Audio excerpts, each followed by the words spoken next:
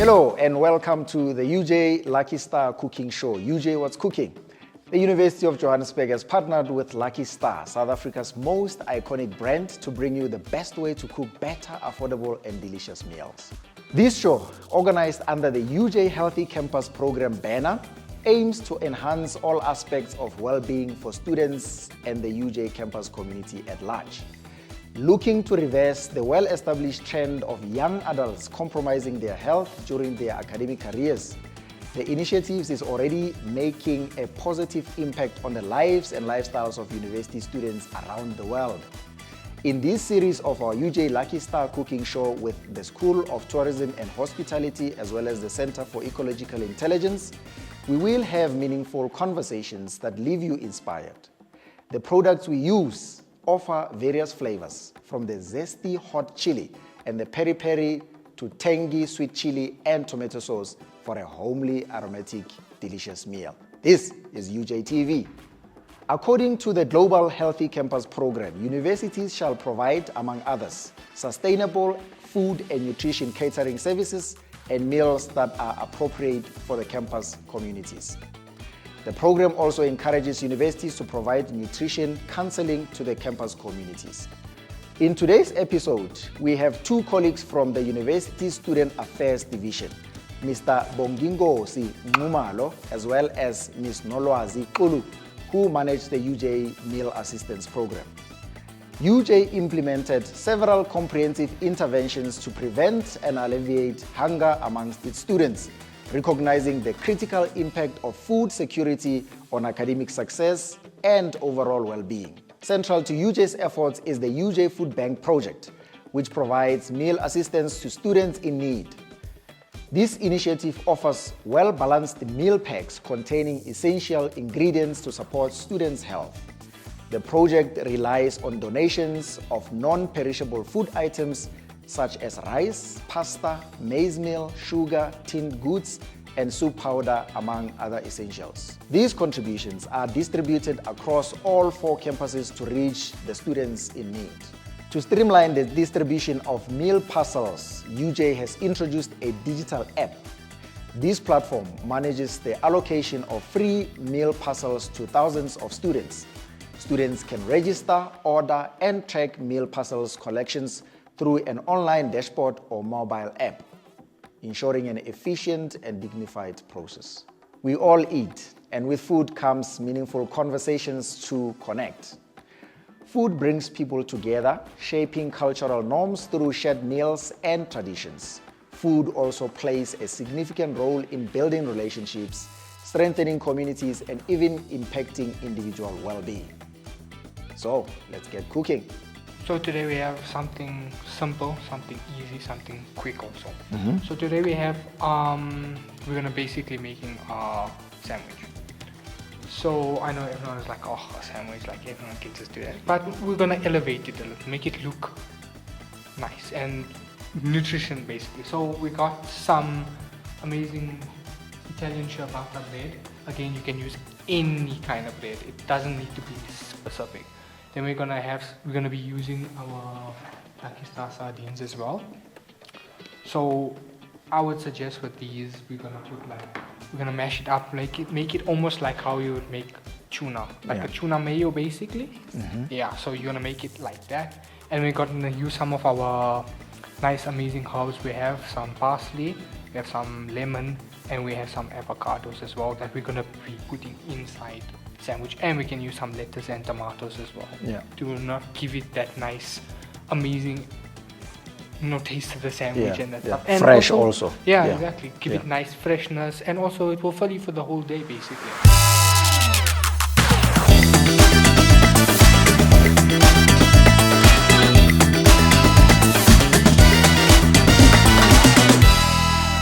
Alright, so to speak more about this UJ Meal Assistance Program, we've got Mr. Nxumalo, who's going to tell us more about the beneficiaries of this meal assistance program. How many students actually benefit from this program currently? Currently, it's more than 3,000 students that are benefiting. It's around 3.6. I think soon we might reach 4,000 because on a daily basis, students are applying. I'm not sure if you've heard that NSFAS has also defunded quite a lot of students. So all students who are in that category where they cannot afford a meal, they do not have a bursary, parents cannot, maybe within their salaries of what they're getting, cannot fully fund their kids or children because of maybe they come from big family homes and different groupings in South Africa and the entire continent. So those are the particular students that we try and assist with the meal assistance program. So the vetting process, what do you check to make sure that you are supporting the right students? What are some of the things that you look for? Okay, so maybe firstly on how we do the checking. The students go to ULink, which is the digital platform where the university communicates with them, either for academic reasons, for any other communication that's there. So within ULink, somewhere there's a link that's written meal assistance and trust fund applications for those who cannot afford fees for registration. When they choose the meal assistance program, it will take them to a page where they're able to upload documents. Now these documents vary. It can be an affidavit that explaining the story, why the student is applying for the meal assistance. It could be a death certificate to show that I do not have parents, there's nobody who's there to support me, or I'm staying with a grandmother who's a pensioner, 80 something, somewhere maybe in Kumbu or somewhere Kumukupane in Limpopo. And then we check these documents if they are valid, if the stamps are also valid, and then we approve. After approving, the students will get a message to say that the application has been approved. Then just prior to our distributions, there's another email that will come from the digital platform that we use to collect. That's where they can download QR codes or unique codes which we'll use during distribution day where we give them the food. Okay. So we've got also Nolwazi, who is a previous beneficiary of this UJ Meal Assistance Program, who is working as a staff member currently within Student Affairs. I want to hear from you, ma'am. What is the impact of this UJ Meal Assistance Program? I mean, for somebody that was a student at UJ and also went through the assistance of the university, what sort of impact did that have on you academically and otherwise? I'd like to share my impact on myself and the impact of my colleagues, students. So on myself, honestly, being a postgraduate student, you're starting out, it's hectic, research is on your nerves, you are hungry, there's absolutely no hope. And looking at the current situation in South Africa, I mean, people are not working, it's unemployment here and there. And so having to go back home to say, Mama, ngicela imali, Mama, Papa, can you please help? There's nobody working at home. Yes, that's the problem. So having to come back there to apply for the meal assistance, I think at that time it was Food Trolley. It was so relieving to a point whereby I would call back at home and say, Mama, this month, please don't worry, I'm fine. So it had a huge impact both on myself and my studies as well. I was able to focus. Nothing was too hard for me. Honestly, it was very impactful. So students don't have to worry about being hungry. Or they stressing parents at home. Going to the library, going to lectures, exactly. Going on about their academic endeavors on campus. Okay, that's quite a nice one. And I just wanted to find out the food items that you include in each parcel or the pack. We spoke about rice, pasta, sugar, canned food, like your Lucky Star. Thanks to Lucky Star for sponsoring the show.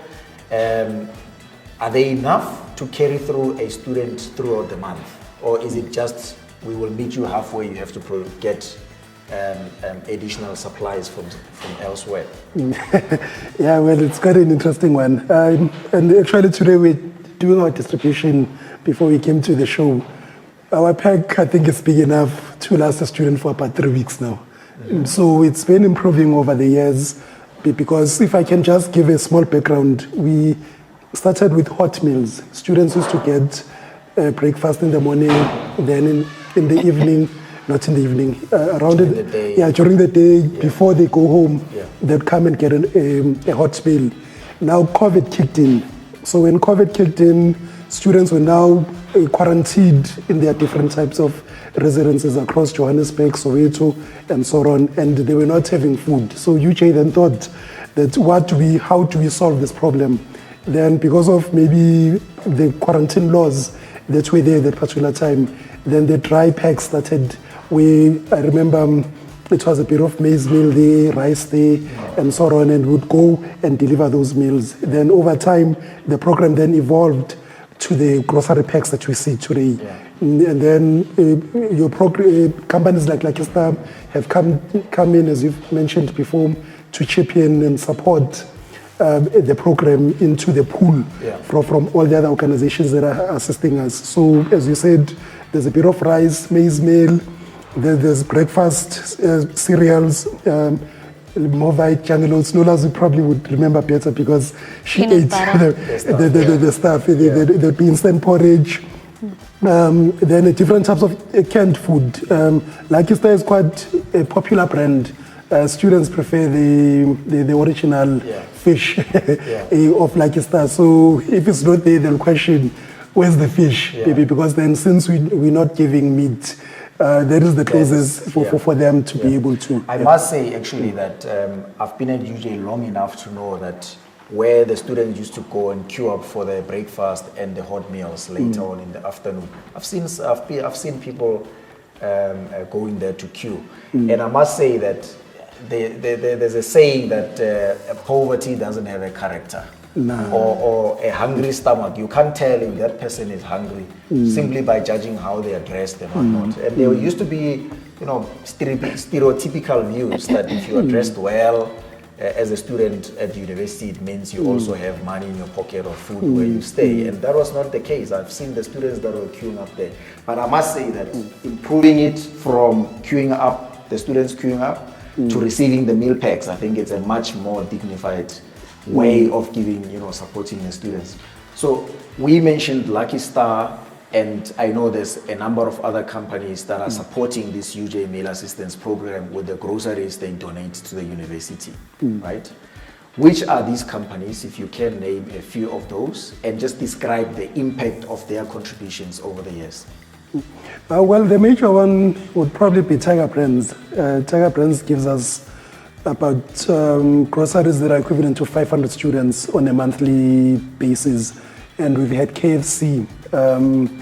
It's KFC through an organization called Hope Worldwide. If viewers do not know what company is that, it's that 2 rand that they ask for when you buy twice 2. So I always say to people, please take out the 2 rand because it benefited our students in terms of the grocery bags. So KFC was quite major. Now we then recently had Lucky Star coming through to donate some cash in order for us to add, because UJ itself as a university as well budgets for these meal packs. So there's some money, which is I think close to 10 million that UJ contributes towards the meal assistance program. We now and then in between, some organization will come in on a once-off to say that maybe I'd like to contribute towards sanitary towels for this. There's a law company, it's a bit at the moment, I just can't recall which law company is this, way they came during Mandela Day in 2024 to just give some soaps and toothpaste during the meal assistance program. So, but the ones that I've mentioned, they are the biggest role players of the meal assistance program. So, Nolwazi, let's look at this. A student walks into your offices to apply for the meal assistance program if they didn't go online. How do you describe the feeling that they walk out of your offices with once they receive the product?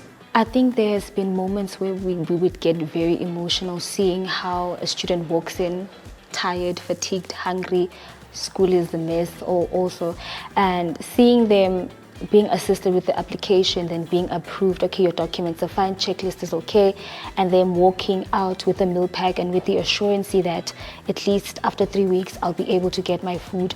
After another 3 weeks it's the same thing. So the sense of relief that comes after that is so heartwarming. I can't even explain, because you would walk in the morning, you're also tired from, work the other day, and being accompanied by a student coming in saying, I don't have food, it's bad, and seeing them walk out with something, it's joy. Honestly, that's how I can explain it. Okay. Yes. And then, of course, we had Lucky Star donating 30,000 rand in cash to the UJ Meal Assistance Program. How far can an amount like that go for supporting a few number of students? I mean, if they were to buy, say, canned food like this, that can support a certain number of students, and how far can that go?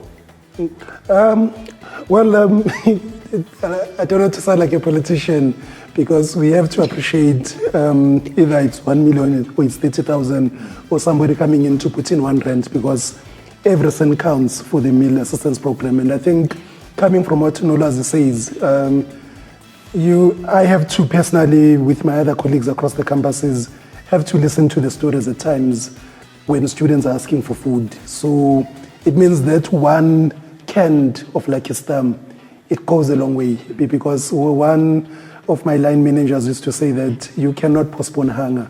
So the 30,000 rands to one of my students or many of my students or our students that we support in this program, it's probably equivalent to 300 million. It might be equivalent to 500 million, because tomorrow I also have an office that's just sitting above the auditorium building in APK campus where the graduations are happening. So now and then when you hear people singing in celebration during those graduations, you then remember that one of those students that are singing, it's students that were coming that were beneficiaries. So to me it's a lot, because there's a zero and there's a 30,000.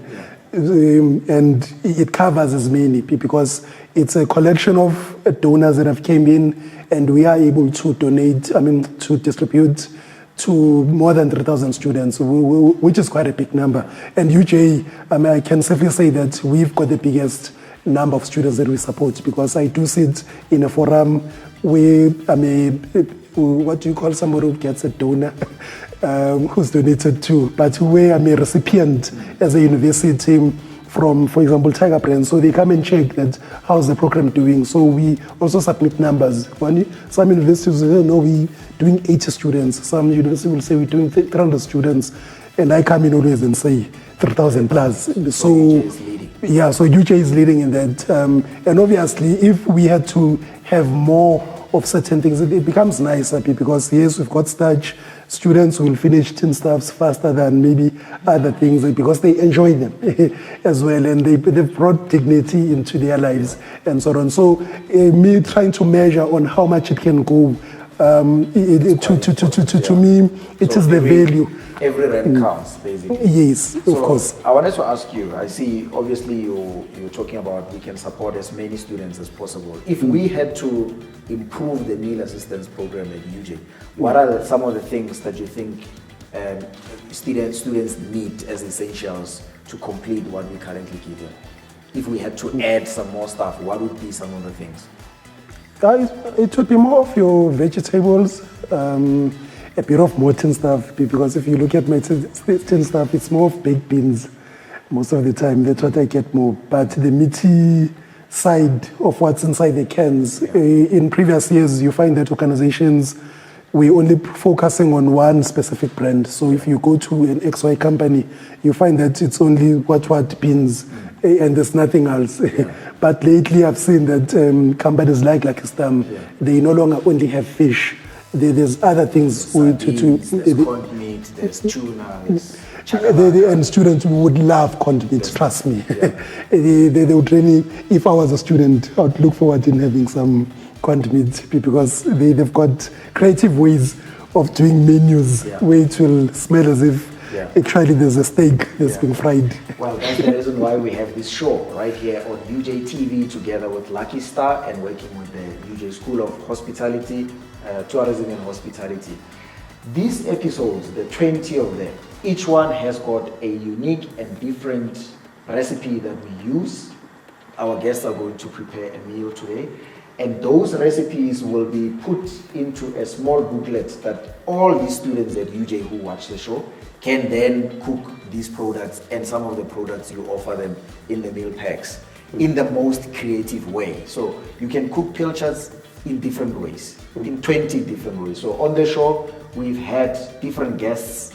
Many of them have used the pilchard, and some of them have used the corned meat, but in different ways. So we're not repeating a dish to show you that you can do a lot with just one Lucky Star product. Ladies and gentlemen, thank you so much. This is all we had for today's show, and thank you for watching. I hope that you feel inspired to do more and be great in your spaces after watching this hearty conversation with our guests here from the UJ Student Affairs Division. Please share with us your cooking tips and experiences in the comment section. It's always great to cook and enjoy food together. Continue cooking with Lucky Star and the UJ School of Tourism and Hospitality as you work on your next best thing. Catch another episode of UJ What's Cooking next week, same time, same place. And subscribe to UJTV on YouTube.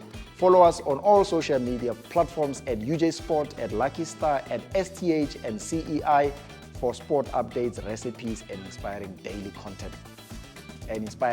content. Keep cooking with Lucky Star and find joy in the taste of home. I will see you in the closing live show at the end of this series.